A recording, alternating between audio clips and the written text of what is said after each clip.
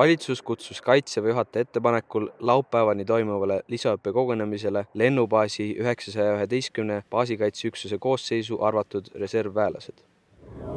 Täna on siis siin toimumas 911. baasikaitsekompanii lisaõppekogunemine, mille raames me siis harjutame läbi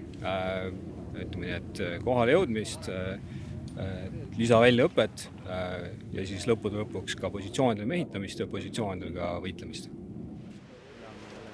Seekord nime OKAS 23.3 kandva lisaõppekogunemise eesmärk on kontrollida lahinguvalmidust, sealhulgas riigikaitse käsuahela toimimist, valitsuse otsuste langetamisest kuni kiirreageerimisstruktuuri reservväelaste kogunemiseni. No, esmamulje on ikka sisseelamine, sai hommikul vara juba kodust tuldud Saaremaalt ja nüüd me siin järjega olema, saime varustused kätte.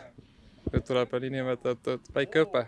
Lisaks harjutavad õhuväe lennubaasi baasikaitseüksuse reservväelased ja tegevväelased lahinguvalmiduse saavutamist vastavalt üksuse lahinguvalmiduse kavale ning esmase lahinguülesande täitmist. No, eks ikka Eestis ja riigikaitse on oluline koht, ma arvan, suht paljud eestlaste jaoks ikkagi. Ja selles mõttes seekord on see suht positiivne noot, et uue relva kasutamine, mida ma isiklikult pole siiamaani kogenud.